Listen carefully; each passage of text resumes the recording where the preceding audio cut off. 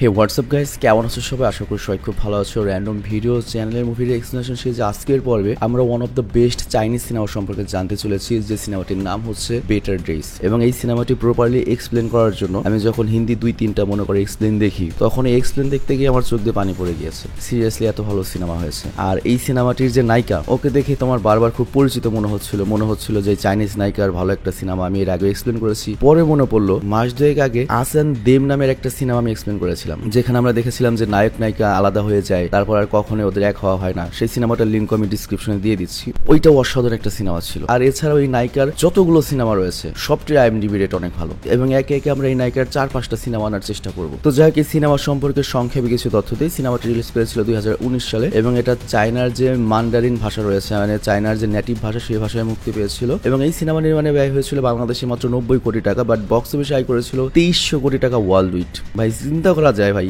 এত লাভজনক একটা সিনেমা ছিল এটি। আর ভাই সিনেমা এটা হিট হবে না কেন ভাই, যে কাহিনী, তবে আমি জানি না কত ভালো আমি এটা এক্সপ্লেন করতে পারবো। তো যাই হোক, এই সিনেমার আইএমডিবি রেট সম্পর্কে যদি বলি, 10-এ 7.6, বাট এটা কাহিনীতে তার চেয়ে বেশি কিছু ডিজার্ভ করে। কাহিনী, অভিনয় সবকিছু প্লট মিলিয়ে আরো বেশি কিছু ডিজার্ভ করে। আর মাই ড্রামা লিস্টে এটা রেটিং হচ্ছে 10-এ 9.2। তো এটা আমার কাছে পারফেক্ট রেটিং মনে হয়েছে। তো যাই হোক, আমরা সিনেমাটা এক্সপ্লেন করবো। তার আগে ছোট্ট একটা বিজ্ঞাপন থাকবে, তুমি চাইলে বিজ্ঞাপনটা দেখতেও পারো, কিংবা যদি তুমি স্কিপ করতে চাও সেক্ষেত্রে ডিসক্রিপশনে যাবে, ডুরাশনে গিয়ে ক্লিক করলে সরাসরি বিজ্ঞাপনটা লাভ দিয়ে পার করে তুমি মূল ভিডিওতে চলে যাবে। হ্যালো বন্ধুরা, আজ আমরা এমন একটি অ্যাপ সম্পর্কে তোমাদের বলতে চাই যে অ্যাপটির অফিসিয়াল পার্টনার হচ্ছে পিএসজি।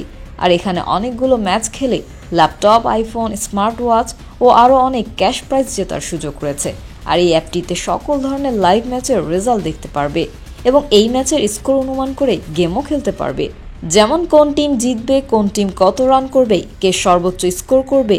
এছাড়া বিভিন্ন ধরনের গেম রয়েছে, সেগুলো খেলেও ইনকাম করতে পারো।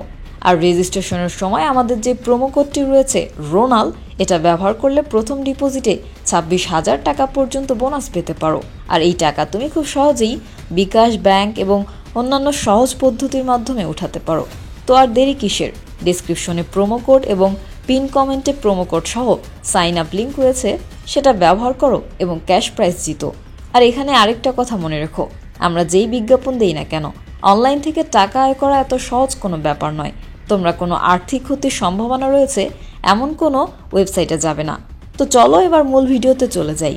তো বিজ্ঞাপন শেষে আমরা মূল ভিডিওতে আসলাম। তো এই সিনেমাটি আমার জন্য খুবই চ্যালেঞ্জিং, যে আমি এটা ভালোভাবে এক্সপ্লেন করতে পারবো কিনা, মানে তোমাদের মনে এই সিনেমাটা আমি ঢোকাতে পারবো কিনা। তবে আমি আমার সর্বোচ্চ চেষ্টা করে দেখি। তো যাক, এই সিনেমাটা যখন শুরু হয় আমাদের ব্যাকগ্রাউন্ডে বলা হয় যে 12 ক্লাসের পরীক্ষা চলছে। তোমরা জানো বাংলাদেশ বাদে অন্যান্য যে দেশ রয়েছে সেখানের সিস্টেমটা হচ্ছে, ওখানে এসএসসি পরীক্ষা নেই, ডাইরেক্টলি 12 ক্লাস পর্যন্ত পড়ে, তারপর সরাসরি ইউনিভার্সিটিতে। তো এই 12 ক্লাসের পরীক্ষার উপর নির্ভর করবে যে ওদের ভাগ্য কি হবে, ওরা ভালো কোনো ইউনিভার্সিটিতে ভর্তি হয়ে তারপর ওদের লাইভ করতে পারবে কি পারবে না। তো এর জন্য সবাই খুব সিরিয়াস এই পরীক্ষা নিয়ে। তো এরপর আমাদের ক্লাসরুম দেখানো হয়, যেখানে সবাই তাদের পরীক্ষার পড়া নিয়ে অনেক ব্যস্ত, কেউ কারো দিকে তাকানোরও সময় নেই, কেউ আবার পড়তে পড়তে ঘুমিয়েই পড়েছে। আর এরপর আমাদের এই সিনেমার মূল চরিত্রকে দেখানো হয়, মানে আমাদের নায়িকাকে দেখানো হয়, যার নাম হচ্ছে নায়ান এই সিনেমাতে, বাট ওর অ্যাকচুয়াল নাম হচ্ছে ডংইউ। তো সমান্তরালে পড়াশোনা নিয়ে অনেক ব্যস্ত। আর তখন হঠাৎ একটা শব্দে সবাই স্কুলের ব্যালকনিতে বা বারান্দায় জড়ো হয়, এবং আমরা দেখতে পাই সবাই নিচের দিকে তাকিয়ে রয়েছে। তো নায়ানও সবার সাথে বেরিয়ে পড়ে, এবং ব্যালকনি থেকে নিচের দিকে যখনও তাকায় তখনও একটা বড় ধরনের শক পায়। তো অ্যাকচুয়ালি কি হয়েছে, ওর সবচেয়ে ঘনিষ্ঠ বান্ধবী ছাদ থেকে লাফ দিয়ে আত্মহত্যা করেছে। আর এরপর ও করে কি, ওর বান্ধবীর মৃতদেহের উপরে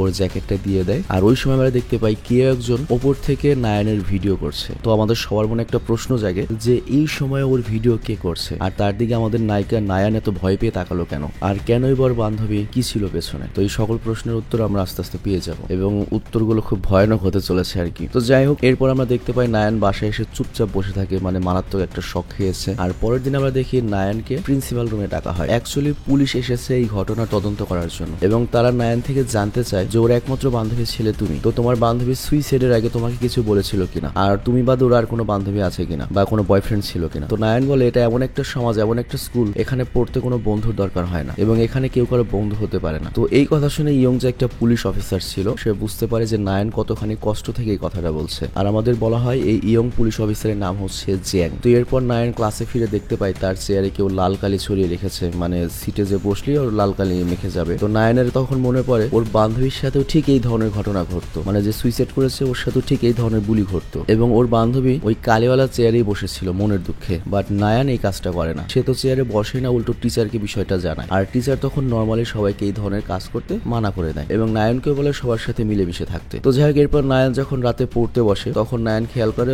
বাড়ির সামনে অনেক লোক এসে ওদের দরজা ধাক্কা দিচ্ছে। তো অ্যাকচুয়ালি নায়ানের আম্মা একটা ভুয়া কোম্পানির কসমেটিক প্রোডাক্ট সেল করে, যে কারণে অনেকের অনেক ক্ষতি হয়েছে, সবাই এসেছে ক্ষতিপূরণ নিতে। তো এই জন্য বুঝতেই পারছো নায়ানের স্কুলেও শান্তি নাই, ঘরেও শান্তি নাই। তো পরের দিন স্কুলে লাঞ্চ টাইমে ও যখন লাইনে দাঁড়ায় তখন ওর পেছনে এসে 3টা মেয়ে দাঁড়ায়। তাদের মধ্যে যে লিডার ছিল সেই মেয়েটার নাম ছিল হচ্ছে লাই, মানে এরা আর কি বুলি গ্রুপ। তো লাই এসে করে কি নায়ানকে বিরক্ত করতে শুরু করে, ওর ছবি তুলতে চায়। আর তখন নায়ানের মনে পড়ে যে ওর যে বান্ধবী সুইসাইড করেছে তাকেও এইভাবে অপমান করে ছবি তুলে পুরো স্কুলের হোয়াটসঅ্যাপ গ্রুপে ছড়িয়ে দেওয়া হয়েছিল, মেসেঞ্জার গ্রুপে ছড়িয়ে দেওয়া হয়েছিল। তবে নায়ান এখানে যেটা করে বাড়তি কোনো ঝামেলায় জড়ায় না, এখান থেকে জাস্ট ও সরে যায়। আর এখানে আরেকটা বিষয় খোলাসা হয়, নায়ানের বান্ধবী যখন সুইসাইড করে নায়ান যখন ওই তার জ্যাকেটটা দেয় ওই সময় কিন্তু একজন পার্সন ভিডিও করছিল। তো এই খাচ্চন্নি মেয়েটা লাই নামের এই মেয়েটাই কিন্তু সেই ভিডিওটা করেছিল। তো যাই হোক, নায়ান যখন বাসায় ফিরে আসছিল তখন লাই করে কি তার গ্রুপ নিয়ে নায়ানের পথ আটকায় এবং নায়ানকে হুদাই মারতে শুরু করে। তো নায়ান এখানে কোনো প্রতিবাদ না করে শুধুমাত্র মার খেয়ে বাসায় ফিরে আসে। আর আজকে বাসায় ফিরে নায়ান তার মাকে দেখতে পায় যে সে বাসায় রয়েছে। অ্যাকচুয়ালি নর্মালি ওর মা পালিয়ে থেকে পানদারদের ভয়ে বাসায় আসতো না, তবে তারপরেও নায়ানের মা এতে কিছু মেনে নিয়ে এই জন্যই কষ্ট করছিল, সেইভাবেই টাকা কামায়, সে জাস্ট যায় তার মেয়েটা পরীক্ষায় পাশ করুক, তারপর ভালো একটা ইউনিভার্সিটিতে ভর্তি হবে। তো যাই হোক, পরের দিন নায়ান স্কুল শেষে আবারও ভয়ে ভয়ে বাসায় ফিরছিল। তবে আজকে লাইরা তাকে মারতে না আসলেও রাস্তায় সে দেখতে পায় কয়েকজন ছেলে মিলে একটা ছেলেকে মারধর করছে, বেদরম মারধর করছে। তো নায়ান তখন পুলিশে কল দেয়, কিন্তু ওই ছেলেগুলো নায়ানকে দেখে ফেলে এবং এরপর নায়ানকে মারতে মারতে টেনে নিয়ে আসে ওই ছেলের কাছে এবং জিজ্ঞেস করে ছেলে তোর বয়ফ্রেন্ড নাকি, যে ওর জন্য তুই পুলিশে কল দিলি। তো এখানে আমরা জানতে পারি এই যে ছেলেটা মার খাচ্ছে ওর নাম হচ্ছে বেই। তো নায়ান তখন বলে না, ওকে আমি চিনি না। বাট তখন ওই ছেলেগুলো করে কি জোর করে নায়ানকে বাধ্য করে ছেলেটিকে কিস করতে, আর তারপরে ছেলেগুলো হাসাহাসি করতে থাকে। বাট এই সুযোগে বেই করে কি, মানে যে ছেলেটা মার খাচ্ছিল উঠে দাঁড়ায় এবং ওদের যে লিডার ছিল যারা মারছিল তাদের লিডারকে সেই লেভেলের পিটুনি দেয়। আর এই মার খাওয়া দেখে বাকি ছেলেগুলো পালিয়ে যায়। তো এরপর বেই করে কি নায়ানকে জাস্ট এক নজর দেখে এবং তারপর চলে যায়। আর তারপর নায়ান বাসায় গিয়ে দেখতে পায় রাস্তায় যে মারামারি হয়েছে ওই হাতাহাতিতে ওর মোবাইলের স্ক্রিনটা নষ্ট হয়ে গিয়েছে। চিন্তা করে এমনি নায়ান গরিব মানুষ। তো পরের দিন ও এটিএম থেকে কিছু টাকা বের করে আর তখনও দেখতে পায় যে বেই ওর সামনে, মানে ওই গতকালের ছেলেটা দাঁড়িয়ে রয়েছে। তো অ্যাকচুয়ালি হয়েছে কি, গত রাতে ওই ছেলেগুলো কিন্তু নায়ানের টাকা নিয়ে গিয়েছিল। তো বেই জাস্ট সেই টাকাগুলো ওকে দিতে এসেছে জরিমানা শুরু। তো এরপর বেই যখন জানতে পারে ওর মোবাইলটাও নষ্ট হয়ে গিয়েছে তখন বেই করে কি ওকে নিয়ে মোবাইল রিপেয়ারিং স্টোরে যায় এবং সেখানে গিয়ে বেই নিজের করে কি ওর মোবাইল খুলে ঠিক করতে লেগে পড়ে। তো নায়ান তখন জানতে চায় তুমি কি ফোন ঠিক করতে পারো? বেই তখন বলে হ্যাঁ, আমার কাজই তো এটা, আমি চুরি করা মোবাইলের পার্টস বিক্রি করি। তো যাই হোক, এখানে বেই মোটামুটি একটা জিনিস আন্দাজ করতে পারে যে নায়ানও মারাত্মক বুলির শিকার, ওকে অনেকে বুলি করে আর কি। তো এই জন্য বেই নায়ানকে একটা অফার করে, তুমি যদি আমাকে টাকা দাও তাহলে আমি তোমাকে প্রোটেকশন দেবো। নায়ান তখন বলে তুমি নিজেই তো প্রতিদিন মার খাও, নিজের প্রোটেকশন করতে পারো না, তুমি আমাকে কি প্রোটেকশন দেবে? তো বেই তখন বলে আমার স্টাইলই এটা, রেগুলার মার খাওয়া আমার নিত্যদিনের অভ্যাস। তো এখানে যারা এনিমে ফ্যান রয়েছে তারা বুঝতে পারবে যে এই বেই হচ্ছে টোকিও রিভেঞ্জার্স এর তাকিমিচি, মার খাওয়ার সুপার হিরো। তো যাই হোক, এরপর মোবাইল রিপেয়ার হয়ে গেলে বেই করে কি নায়ানকে বাসায় পৌঁছে দিতে চায়, বাট নায়ান না করে। তবে তারপরেও বেই তখন নায়ানের নাম জিজ্ঞেস করে। তো নায়ান তখন তার নাম বলতে মানা করে দেয়, বলবে না। আর তখন বেই হেসে বলে কালকে আমাকে কিস করলে আর আজকে তোমার নামটাও বলতে চাচ্ছ না। বাট ওই সময় পুলিশ আসে এবং পুলিশ এসে যখন বের সারা শরীরে তো ক্ষত দেখে তখন ওকে জিজ্ঞাসাবাদ শুরু করে। আর এই সুযোগে নায়ান করে কি সেখান থেকে চলে যায়, কিন্তু বেই আবারও করে কি ওর পিছু ধরে। কিন্তু যেতে যেতে নায়ান দেখতে পায় যে ওর মায়ের ছবি চোর হিসেবে পোস্টারে কেউ ছাপিয়ে দিয়েছে, যে ওর মা চোর এই হিসেবে পোস্টার করে পুরো এলাকা ছড়িয়ে দিয়েছে। তো নায়ান এটা দেখে পাগল হয়ে যায়, সাথে সাথে ছিঁড়ে ফেলে। আর বেই এটা দেখে বুঝতে পারে যে নায়ানের মনে কত চাপা কষ্ট রয়েছে। আর পরের দিন সকালে যেটা হয়, চায়নায় তো আর হোয়াটসঅ্যাপ নেই, তো চায়নার যে মেসেঞ্জার অ্যাপ রয়েছে সেই অ্যাপে লাই নামের ওই মেয়েটা করে কি নায়ানের মায়ের সেই পোস্টারের ছবি ছড়িয়ে দেয় এবং পুরো স্কুলের সবাই নায়ানকে দেখে হাসাহাসি করতে থাকে। তো নায়ান রাগে দুঃখে কষ্ট অপমানে কাঁদতে থাকে আর কাঁদতে কাঁদতে সে বাসায় ফিরতে থাকে। কিন্তু তখনই বেই করে ওর সামনে মোটরসাইকেল নিয়ে আসে। তো নায়ান আজকে কোনো কথা বলে না, জাস্ট মোটরসাইকেল উঠে পড়ে এবং বলে যেখানে খুশি আমাকে নিয়ে যাও। তো বেই করে ওকে নিজের বাড়িতেই নিয়ে আসে। তো বেই সবার আগে নায়ানকে নুডলস রান্না করে খাওয়ায়। আর খাওয়ার সময় বেই জানতে চায় তুমি যে হুটহাট আমার বাড়িতে চলে আসলে, তুমি কি আমাকে পছন্দ করো নাকি? নায়ান বলে তোমার মধ্যে পছন্দ করার মতো কি রয়েছে, তুমি একটা বাটপার লাফাঙ্গা ছেলে, আর আমার পরীক্ষা শেষ হলে আমি সবচেয়ে বড় ইউনিভার্সিটিতে ভর্তি হব, অনেক প্রতিষ্ঠিত হব, আর তুমি তো এরকমই থাকবে। বেই তখন বলে চিন্তা করো না, আমি তোমাকে আমার সাথে রাত্রে শুতে বলবো না। তো এই কথা শুনে নায়ানের অনেক রাগ হয়ে যায় এবং বলে তোমার বাবা মা কি তোমাকে মেনার শেখায়নি? আর এই কথা শুনে বেই তো অনেক রাগ হয়ে যায় এবং বেই করে গিয়ে ওকে টেনে হিস্ট্রি দেয়ালে ঠেকিয়ে বলে আমি তো বেওরা, আমি তো পাজি গুন্ডা, আমার ম্যানার্স থাকবে কেন বা ম্যানার্স নিয়ে আমি ভাববো কেন? তো এই ঘটনায় নায়ান অনেক কষ্ট পায় এবং কান্না করতে করতে বাসায় ফিরে আসে। আসে এবং আমরা দেখতে পাই পরের দিন স্কুলে বাস্কেটবল খেলার সময় লাই এবং তার বান্ধবীরা বারবার নায়নকে আঘাত করছে। আর এক পর্যায়ে নায়ন আর সহ্য করতে পারে না, প্রথমবারের মতো নায়ন করিকে রেগে সেই বলটা লাইদের দিকে ছুড়ে মারে, যে কারণে লাই ওকে সিঁড়ি থেকে ধাক্কা দিয়েই ফেলে দেয়। তো এবার নায়ন আরো রেগে যাওয়ার সহ্য করতে পারে না, ও করিকে ডাইরেক্ট পুলিশ অফিসার জ্যাংকে কল করে সবকিছু খুলে বলে দেয় যে কেন ওর বান্ধবী সুইসাইড করেছে, কারা বুলিং করতো। তো এরপর অফিসার জ্যাং লাই আর তার বন্ধু বান্ধবীদের জিজ্ঞাসাবাদ করে। তো লাইয়ের কাছ থেকে অফিসার জ্যাং ওই যে মেয়েটা সুইসাইড করেছে তার সম্পর্কে যখন জানতে চায়, তখন লাই বলে আমি কিভাবে বলবো, ওর ফ্যামিলি থেকে প্রেশার ছিল, গরিব মানুষ, কোনো সমস্যা থাকতে পারে, এই জন্য সুইসাইড করেছে। তো অফিসার জ্যাং তখন চালাকি করে বলে ওই মেয়েটা মারা যাওয়ার আগে কিন্তু ওর মাকে সবকিছু বলে গিয়েছে, সেখানে তোমার নামই এসেছে। তো লাই এই কথা শুনে চিৎকার করে বলতে থাকে আমি কিছুই করিনি, ভালো হয়েছে ও মারা গিয়েছে, ওর বাবা মা এখন আমার নামে কেস করবে কারণ আমি ধনী, আর সারা জীবনে তোরা কিছু ইনকাম করতে পারবে না, কিন্তু এই কেস করে ওরা কয়টা টাকা কামাবে। তো লাইয়ের মতো এইটুকু স্কুল পড়ুয়া মেয়ের মুখে এই কথা শুনে অফিসার জ্যাং তো অবাক হয়ে যায়। আর পরবর্তীতে আমরা দেখি অফিসার জ্যাং সহ কয়েকজন পুলিশ অফিসার স্কুলে যায় ওই সুইসাইড করা মেয়েটির সম্পর্কে তদন্ত করতে, আরো কিছু তথ্য জানতে। বাট এক্সাম নিয়ে সবাই এত বেশি সিরিয়াস যে কেউ ওই সুইসাইড করা অসহায় মেয়েটির কথা বলতেই চায় না, মানে কেউ ওই ঝামেলায় পড়তে চায় না যে সাক্ষী দিয়ে যেতে হবে বা সময় নষ্ট করবে এই সময় কারণে। কিন্তু তারপরেও পরের দিন আমরা দেখতে পাই লাই এবং তার দুই বান্ধবীকে স্কুল থেকে বহিষ্কার করা হয়েছে, এর সাথে ওদের ক্লাস টিচারকেও বহিষ্কার করা হয়েছে, কেননা ক্লাস টিচার সবকিছু জানা সত্ত্বেও সে কোনো স্টেপ নেয়নি এই বুলিং এর বিরুদ্ধে। তবে তারপরেও ক্লাস টিচার চলে যাওয়ার আগে নায়নকে বলে তুমি যেটা করেছো উচিত কাজ করেছো, তবে তারপরেও তুমি মনোযোগ দিয়ে পড়াশোনা চালিয়ে যাও, আমি যেটা পারিনি সেটা তুমি করে দেখিয়েছো। তো এরপর স্কুল শেষে অফিসার জ্যাং আসে স্কুলে এবং নায়নকে তার গাড়িতে উঠতে বলে, আর তারপর নায়ন তার গাড়িতে বসে। কিন্তু এরপর অফিসার জ্যাং এমন কিছু কথা বলে যে কারণে নায়ন খুব রেগে যায় জ্যাং এর উপর। তো এখানে আমরা কাউন্টটা জানতে পারি অফিসার জ্যাং আসলে লাই এবং তার যে বান্ধবীরা ছিল তাদেরকে গ্রেপ্তার করতে পারেনি। তো অফিসার জ্যাং জানায় যে লাইয়ের বাড়িতে সে গিয়েছিল, লাইয়ের মাকে যখন সে সবকিছু জানায় তার মা উল্টো বলেছিল মেয়েটারই দোষ ছিল, আমার মেয়ে পড়াশোনায় ভালো, ধনী ফ্যামিলির মেয়ে, তো ওকে দেখে ওই মেয়ে জেলাস হতেই পারে, এতে আমার তো মেয়ের কোনো দোষ নেই, আর আমার মেয়ের বিরুদ্ধে যদি কোনো সমস্যা হয় সর্বোচ্চ লেভেলের পদক্ষেপ আমি নেব। তো মায়ের এরকম লাইফে লাই নামের ওই মেয়েটা মনে করো গর্বে হেসে ওঠে এবং অফিসার জ্যাং এর দিকে তাকায়। বাস্তবে কিন্তু এটা হয় ভাই, যাদের ক্ষমতা আছে তাদের সাথে পারা কোনোভাবেই পসিবল, এবং পুলিশটা সবচেয়ে অসহায় প্রাণী সত্যি কথা বলতে, মানে এটা নির্ভর করে তার লেভেলের উপর, প্রত্যেকটা পার্সনই অসহায়, সে তার নিচের মানুষদেরকে ডমিনেট করে আর উপরের মানুষদেরকে মনে করো যে চুষে দেয়, এরকম একটা ব্যাপার। তো যাই হোক অফিসার জ্যাং খুব অবাক হয়ে যায় যে এইটুকু ছোট্ট মেয়ের মুখে একটা মেয়ে মারা গিয়েছে ওর জন্য, তারপরে কোনো অনুশোচনা নেই। তো অফিসার জ্যাং পুরো ব্যাপারটা বুঝতে পারে যে ধনী ফ্যামিলি ওদের সাথে পারা যাবে না, উল্টো নায়ন নামের এই গরিব মেয়েটার জীবন নষ্ট হবে। তো এই জন্য অফিসার জ্যাং নায়নকে বোঝায় তুমি এগুলো নিয়ে আর ভেবো না, তুমি শুধুমাত্র পড়াশোনায় মনোযোগ দাও, কারণ তোমার ফাইনাল পরীক্ষার খুব বেশি দেরি নেই। তো যাই হোক এরপর সবাই ব্যস্ত হয়ে পড়ে পড়াশোনা নিয়ে এবং তাদের স্কুলের নিরাপত্তা আরো বাড়িয়ে দেওয়া হয় এবং ক্লাসের নতুন ক্লাস টিচার আসে এবং তার পড়ানোর স্টাইল খুবই খারাপ, মানে খুবই রকচড়া টাইপের, এবং তার পড়া কারোই ভালো লাগছিল না, ইভেন নায়নেরও না, রে কারণে নায়নের খুব খারাপ লাগছিল, যে তার কারণে তাদের ভালো টিচারটা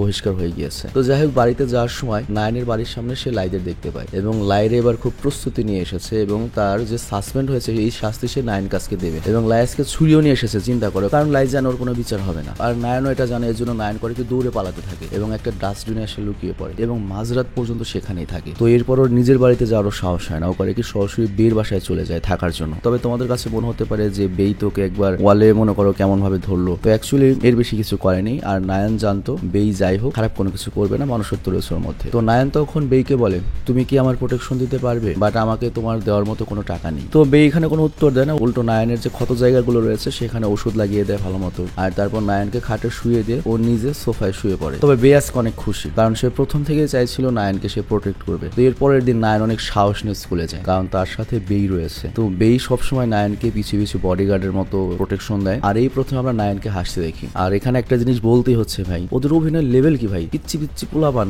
অভিনয় করেছি। তো যাই হোক ওই রাতে লাইরে আবার যখন মারতে আসে বেই করে কি লাইকে সেই লেভেলের কেলানি দেয় এবং হুমকি দেয় যদি ভবিষ্যতে আর একবার নায়নকে বিরক্ত করিস তাহলে কিন্তু তোর খবর আছে। তো লাইরা ভয় পেয়ে যায়, মানে পুলিশ যেটা পারেনি সেটা বেই করে দিল। তো এর ফলে যেটা হয় নায়ন আগের থেকে মন দিয়ে আরো পড়তে পারছে এবং নায়ন যাতে আরো ভালো মতো পড়তে পারে এর জন্য বেই করে কি ওর পড়ার টেবিলে ভালো আলোর ব্যবস্থা করে দেয়। তো এখানে আমরা স্পষ্ট বুঝতে পারি যে বেই কিন্তু নায়নকে পছন্দ করা শুরু করেছে। তো একদিন হঠাৎ করে স্কুলে লাইয়ের একটা সঙ্গী আসে এবং সে নায়নকে বলে লাই কাউকে বুলি করার জন্য না পেয়ে আমাকেই বুলি করা শুরু করেছে, তো তোমাকে যে প্রোটেক্ট করে আমাকে তার কাছে নিয়ে যাও, সেজন্য আমাকেও প্রোটেক্ট করে। মানে চিন্তা করো, অবশ্যই ও কোনো দুরভিসন্ধি নিয়ে এসেছে, বাট আমাদের নায়ন এটা বুঝতে পারে কিন্তু সরাসরি নাও করতে পারে। নায়ন বলে ঠিক আছে আমি তোমাকে বাড়ি পৌঁছে দেবো। তো অ্যাকচুয়ালি নায়ন আগের থেকে এখন অনেক মনোবল পায় বেয়ের জন্য। তো যাই হোক একদিন বেয়ে অনেক জখম অবস্থায় বাড়ি ফিরে আসে, ওর সারা গায়ে মারের দাগ ফুটে উঠেছে। তো রাত ওরা একসাথে শুয়ে পড়ে। তো অ্যাকচুয়ালি হয়েছে কি এই রেগুলারলি এই ধরনের মারপিট করে, মানে রেগুলারলি অন্যের হয়ে টাকার জন্য মারপিট করে, তো এই কারণে অনেক মার খায় মাঝে মাঝে। তো নায়ন তখন জানতে চায় তোমার কি কষ্ট হচ্ছে না, বেই তখন বলে আমার কাজই তো এটা, আমার অভ্যাস আছে। তো নায়ন বলে তুমি কবে থেকে অভ্যাস তৈরি করেছো? তো এই প্রশ্নের উত্তরে বেই তার জীবনের সকল সকল কষ্টের কথা বলতে থাকে, যে ছোটবেলাতে তার বাপ মা তাকে ফেলে গিয়েছে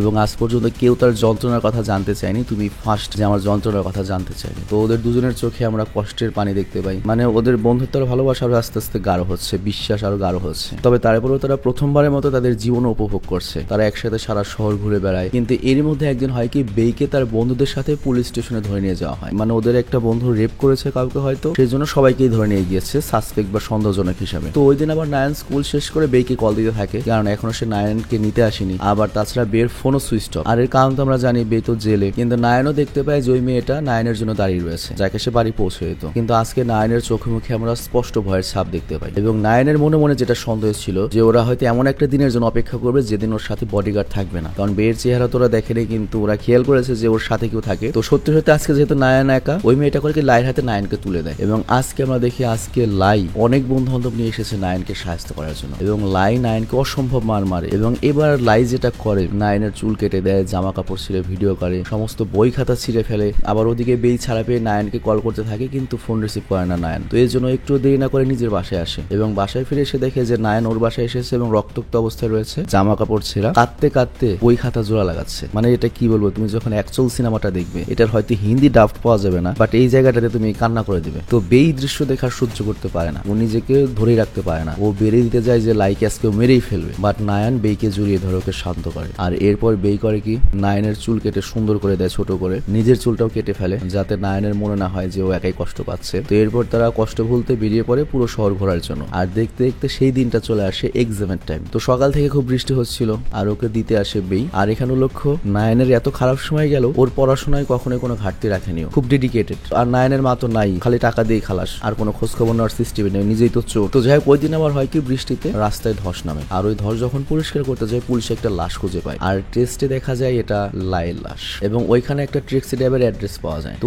পুলিশ যখন ওই ট্যাক্সি ড্রাইভারের ঠিকানায় যায়, তখন তারা বের বন্ধুকে খুঁজে পায়। তো অ্যাকচুয়ালি হয়েছে কি, বেই তার বন্ধুর কাছ থেকে একদিনের জন্য এই ট্যাক্সিটা নিয়েছিল, আর তারপর বেই তার বন্ধুকে হসপিটালে নামিয়ে দিয়ে ফুল বডি চেক আপ করতে বলেছিল, যাতে ওর বন্ধু এই ঝামেলায় না পড়ে। কিন্তু বের বন্ধু পুলিশদের কিন্তু বলে না যে বেই এই গাড়িটা নিয়েছে, উল্টো বলে যে আমার গাড়ি তো চুরি হয়ে গিয়েছে। এবং বের বন্ধু যেহেতু ওই টাইমে হসপিটালে ছিল, তো হসপিটালের সিসিটিভি এবং রেজিস্ট্রেশনের কাগজ দেখে পুলিশরা শিওর হয় যে না, এই ছেলেটা আসলে হসপিটালে ছিল, এই খুনের সাথে জড়িত নয়, ওর ট্যাক্সিও ছিল না। তো এরপরে পুলিশ করে কি, লাইয়ের বান্ধবীদের জিজ্ঞাসাবাদ করে, আর তারা বলে এই খুন নায়ানই করেছে। তো পুলিশরা তখন জিজ্ঞাসা করে, নায়ান কেন তোমার বান্ধবীকে খুন করবে, রিজন বলো। তখন ওরা আর কিছু বলতে পারে না। ওরা কিভাবে বলবে যে ওরা বুলি করতো বা অত্যাচার করতো, চুল কেটেছে, ড্রেস ছিঁড়েছে, বইটই ছিঁড়েছে। আর অন্যদিকে আমরা দেখি জাংয়ের হাতে ইন্টারনেটের মাধ্যমে সেই ভিডিওটা এসে পৌঁছায়, মানে যেটা লাইরা করেছিল, মানে অত্যাচারের ভিডিওটা। তো এরপর জাং চলে যায় নায়ানের বাড়িতে।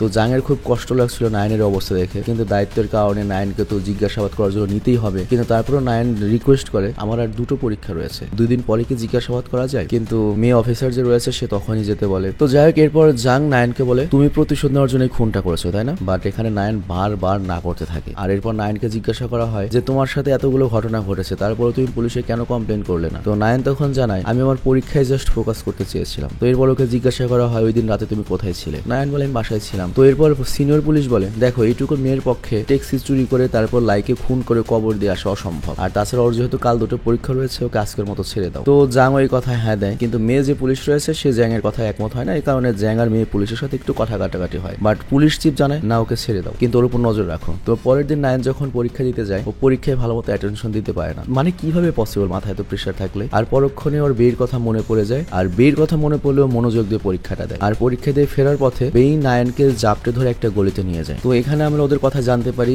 যে নায়ান এবং বেই কোন একটা গোপন প্ল্যান করেছে। এবং এখানে বেই যেটা করেছে, ওর বাসায় যে নায়ান যেত সব চিহ্ন আগে থেকে বাসা থেকে মুছে দিয়েছে, কোনো ছবি টবিও নাই। এবং বেই যেটা করবে, লাইয়ের মৃত্যুটাকে রেপ কেস হিসেবে সাজাতে চাইছে। মানে এখানে বেই নিজে এরকম একটা ভাবে সাজবে যে লাইকে ও রেপ করতে গিয়েছিল, রেপ করতে গিয়ে মেরে ফেলেছে, এবং ও একটা সিরিয়াল রেপিস্ট, এখনো নায়ানকেও রেপ করবে। আর এর ফলে যেটা হবে, পুলিশ নায়ানকে ছেড়ে দেবে, কিন্তু লাই জেলে চলে যাবে, মাঝখান থেকে নায়ানের একটা সুন্দর জীবন হবে। তো এই মিথ্যা নাটকটা হচ্ছে বেই সাজাতে চাচ্ছে নায়ানকে বাঁচানোর জন্য। বাট নায়ান রাজি হচ্ছে না। এই জন্য বেই জোর করে বলে, আমার মধ্যে কি আছে, আমার কোনো ভবিষ্যৎ নেই। কিন্তু নায়ান তখন বলে, আমিও তো তোমাকে ভালোবাসি। আর বেই তখন বলে, আমি তোমাকে ভীষণ ভালোবাসি, আর আমি চাই তোমার ভবিষ্যৎ সুন্দর হোক। আর তুমি টেনশন করো না, আমি এখনো নাবালক, 18 বছর হয়নি। আমি যদি এখন রেপ কেসে, মার্ডার কেসে ধরা পড়ি, আমার ফাঁসি হবে না, সাজা কম হবে। আর তারপর তুমি যখন ইউনিভার্সিটি পাস করে বের হবে, তখন আমি জেল থেকে বের হব, তখন আমরা আবার এক হয়ে যাব। তো দুজনে প্রচুর কান্না করে, এবং বেই করে কি, নায়ানের জামা কাপড় জোর করে ছিঁড়ে, এবং তারপর জোর করে কিস করে। এবং এটা তো বুঝতেই পারছো নাটকের কিস ছিল, যে রেপ করার চেষ্টা করছে। তবে তারপরও স্পষ্ট বুঝতে পারি ভালোবাসা ছিল অনেক ওদের মধ্যে। তো যাই হোক, এই রেপ কেসে পুলিশ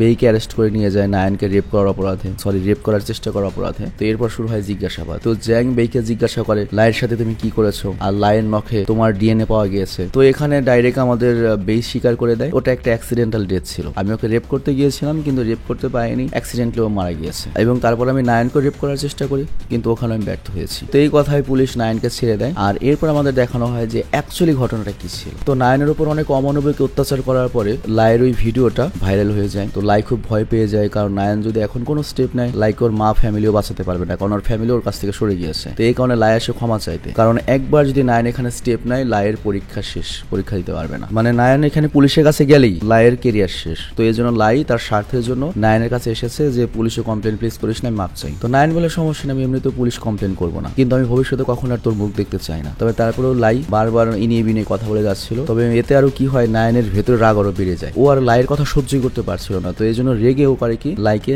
ধাক্কা দিয়ে দেয়। আর এর ফলে যেটা হয়, লাই উঁচু সিঁড়ি থেকে পড়ে গিয়ে মারা যায়। তো বেই যখন এটা দেখতে পায় তখন নায়ানকে এই বিপদ থেকে বাঁচানোর জন্য সকল দোষ নিজের কাঁধে নেওয়ার চেষ্টা করে। কিন্তু অন্যদিকে অফিসার জাং এর কাছে একটা জিনিস খটকা লাগে যে বেইর সাথে নায়ানের কানেকশন কি, লাইয়ের কানেকশন কি, ওদের দুজনকে রেপ করতে যাবে কেন, আবার একজনকে রেপ করতে পারলো না, মানে কেমনি কি এত সহজে স্বীকার করে নিল। তো এই জন্য সে সন্দেহ বসে করে কি ওই ইন্টারোগেশনের যে সিসিটিভি ফুটেজ সেগুলো ভালো মতো চেক করে, এবং সে এরপর খেয়াল করে যে বেই সবসময় নায়ানার পিছু পিছু থাকতো। তো এটা দেখে অফিসার জ্যাং পুরোপুরি ক্লিয়ার হয়ে যায় নায়ান আর বেই পূর্ব পরিচিত, এবং ওরা দুজনে মিলে কোনো একটা কিছু লুকাচ্ছে সবার কাছ থেকে। তো এরপর নায়ানকে আবারও জিজ্ঞাসাবাদের জন্য ডাকা হয়, কিন্তু ভাগ্য হলো নায়ানের পরীক্ষা শেষ আর কি। আর অন্যদিকে বেইকেও নায়ানের ওই ভিডিওটা দেখিয়ে বলা হয় সহ্য করতে পারছো তো, মানে লাই যে নায়ানকে অত্যাচার করেছে সেই ভিডিওটা, এটা তো বেই আগেই দেখেছে। তো বেই তখন বলে ভিডিওটা এইচডি হলে ভালো লাগতো, মজা পেলাম না। তো জ্যাং এখানে হতাশ হয়ে যায় যে আসলে কি ওদের কানেকশন আছে কি নেই। আর এরপর নায়ানকে টেনে বেয়ের কাছে আনা হয়। তো নায়ানও বলে সে বেকে চেনে না, এবং উল্টো বেকে একটা চর মারে রেপ করার চেষ্টা করেছে এর জন্য। কিন্তু এতে বে আরো খুশি হয়, কারণ এটা ওদের নাটকের অংশ। তো এইসব দেখে পুলিশ নায়ানকে ছেড়ে দেয়। কিন্তু অফিসার জ্যাং পুরোপুরি ভেঙে পড়ে যে কোথাও তো একটা ভুল হচ্ছে, মানে পুলিশ অফিসার জ্যাং অ্যাকচুয়ালি একটা ভালো মানুষ আর কি। তো এটার উপরও বুঝতে পারবে। তো যাই হোক, কিছুদিন পরে এক্সামের ফল প্রকাশের দিন, বেই জেলে রয়েছে আর নায়ান অনেক ভালো নাম্বার পেয়ে ফার্স্ট গ্রেডে পাস করেছে। নায়ানের মা আজকে অনেক খুশি, কিন্তু নায়ানের মনে কোনো খুশি নেই। আর তখন অফিসার জাং আসে নায়ানকে কংগ্রাচুলেশন করতে। তো নায়ানকে বলে তোমার জন্য আরেকটা গুড নিউজ রয়েছে, তোমাকে যে রেপ করতে চেয়েছিল ওই সালামজাদার মৃত্যুদণ্ডে সাজা হয়েছে। নায়ান তখন বলে ও তো না বলো, ওর মৃত্যুদণ্ডে সাজা হবে কেন? অফিসার জাং তখন বলো তো তোমাকে মিথ্যা বলেছে, ওর বয়স তো 18 উপরে। তো এইবার নায়ান আর অভিনয় করতে পারে না, ও পাগলের মতো কাঁদতে থাকে, পাগলের মতো আচরণ করতে থাকে। আর তখন অফিসার জাং ওকে জড়িয়ে ধরে শান্ত করে এবং বলে বের এরকম কোনো সাজা হয়নি, তবে কম করে হলে ওর 15 বছরের সাজা হবে। তো ওকে বাঁচানোর একটা উপায় রয়েছে, তোমার সাথে যা যা হয়েছে, যেমন তোমার বান্ধবী মারা গিয়েছে, তুমি বুলিং এর শিকার হয়েছে ওর হাতে, কি দিয়ে কি হয়েছে, এই সব কিছু যদি সুন্দর মতো করে বলো এবং কোর্টে যদি এভাবে বলতে পারো যে তোমাদের দুজনেরই হাত রয়েছে এবং কিসের জন্য কি হয়েছে, তাহলে কোর্ট তোমাদের দুজনের একসাথে যদি সাজা দেয় তাহলে সাজা অনেক কম হবে। মানে বুঝতেই পারছো অফিসার জাং এখানে চায় না যে বেইং একা শাস্তি পাক। মানে একজন পুলিশ অফিসার, তারা এত তদন্ত করে, তারা তো অনেক কিছু আন্দাজ করতে পারে। এখানে অফিসার জাং ওদের দুজনেরই ভালো চায়, পুরো বিষয়টা বুঝতে পেরেছে। তো যাই হোক, নায়ান পুরো রাজি হয়ে যায়। আর তারপর অফিসার জাং নায়ানকে নিয়ে যায় বেয়ের কাছে। তো ওখানে বেও বুঝতে পারে নায়ান কেন এসেছে। তো ওরা দুজন কেউ কারোর সাথে কথা বলে না, জাস্ট চোখে চোখে কথা বলে, চোখ দিয়ে জাস্ট খালি পানি পড়ে। এবং এরপর কোর্টে দুজনেই দোষ স্বীকার করে নেয়। পুরো ঘটনাটা জানার পরে আদালত ওদেরকে 4 বছরের সাজা দেয়। এবং আমরা দেখি কোর্ট থেকে বেরোনোর পরে ওদের দুজনকে আলাদা আলাদা গাড়িতে করে সাজা ভোগ করে জেলের পথে নেওয়া হচ্ছে। আর এর 4 বছরের পরের দৃশ্য আমাদের দেখানো হয়, নায়ান স্কুলে টিচারের চাকরি করে, আর সে ক্লাসে একটা মেয়েকে ঠিক ওর মতো বিষাদগ্রস্ত মুখ দেখতে পায় এবং বুঝতে পারে এই মেয়েটা ওর মতো ঘরে বাইরে বুলির শিকার। আর এই জন্য ক্লাস শেষে নায়ান করে কি মেয়েটির কাছে যায় এবং বলে আমি প্রতিদিন তোমাকে বাসা পর্যন্ত পৌঁছে দেবো। তো তারা যখন একসাথে বাসায় যাচ্ছিল তখন আমরা দেখতে পাই বেই কিন্তু এখনো নায়ানের পিছু পিছু যাচ্ছে, যেমনটা বেই তাকে কথা দিয়েছিল যে সবসময় তোমাকে প্রোটেক্ট করবো। তো যাই হোক, এখানে আমরা বুঝতে পারি ওরা দুজন হয়তো এক হয়ে যাবে। আর এই অসাধারণ সিনেমাটা এখানেই শেষ হয়ে যায়। তো তোমাদের কাছে এই সিনেমাটি কেমন লেগেছে কমেন্ট অবশ্যই জানাবে, এবং ধন্যবাদ দিতে চাই তাকে যে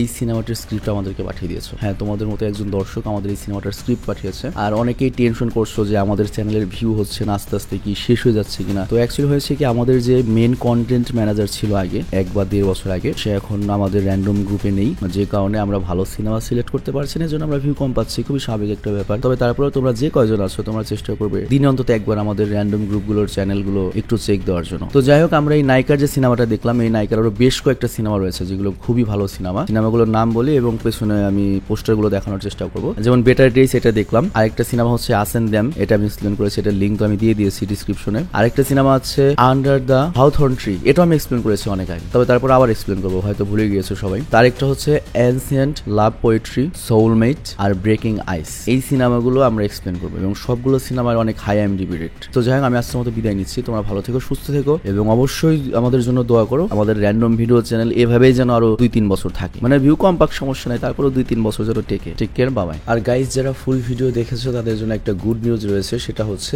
আমাদের একটা ক্লোথিং স্টোর রয়েছে, তোমরা সবাই সেটা জানো। আর আমাদের ক্লোথিং স্টোরটা একটু ডিফারেন্ট, এর কারণটা হচ্ছে তুমি তোমার ইচ্ছা মতো তোমার টি শার্টটি ডিজাইন করে নিতে পারো। মনে করো গুগল থেকে যে কোনো একটা গ্রাফিক্স তুমি ডাউনলোড করে দিলে, বা সামনে কোন গ্রাফিক্স থাকবে, পেছনে কোন গ্রাফিক্স থাকবে, বা তুমি তোমার বন্ধু বা বান্ধবীকে তার স্পেশাল ডেতে স্পেশাল একটা টি শার্ট গিফট করতে চাও, তাহলে আমাদের ওখান থেকে তুমি অর্ডার করতে পারো। আর র্যান্ডম স্টোরকে আরো এক ধাপ এগিয়ে নেওয়ার জন্য র্যান্ডমের কো ওনার নাফিসের সাথে মিলে আমরা একটা ক্যাম্পেইন লঞ্চ করেছি, যেখানে তোমরা যদি আমাদের স্টোর থেকে টি শার্ট কেনো তাহলে তোমাকে একটা কুপন দেওয়া হবে। আর সেই কুপনের এক পার্ট থাকবে আমাদের কাছে, এক পার্ট থাকবে তোমাদের কাছে। এবং এই ক্যাম্পেইনটা চলবে হচ্ছে 3 মাস পর্যন্ত, এবং এই 3 মাস পরে আমরা সেই কুপনগুলো নিয়ে লাইভে এসে লটারি করব। আর ওই লটারির মাধ্যমে আমরা অনেক ধরনের পুরস্কার দিতে চলেছি, যেমন এর মধ্যে রয়েছে একটা জিক্সার মোটরসাইকেল, একটা আইফোন, এছাড়াও নগদ 20,000 টাকাও পুরস্কার থাকবে, তার সাথে আরো ছোট বড় অনেক পুরস্কার থাকবে। তো আমি আশা করছি তোমরা সবাই এই ক্যাম্পেইনে অংশগ্রহণ করবে, অন্তত একটা টি শার্ট কিনে হলো, এবং আমাদের এই ক্যাম্পেইনটা সফল করতে সহায়তা করবে। আর আরো বিস্তারিত জানতে তুমি আমাদের পেজে চলে যাও, পেজের লিঙ্কটা আমি দিয়ে দিয়েছি ডিসক্রিপশনে, র্যান্ডম স্টোরের লিঙ্কটা, এবং ওখানে আমাদের র্যান্ডম স্টোরের যে কো ওনার,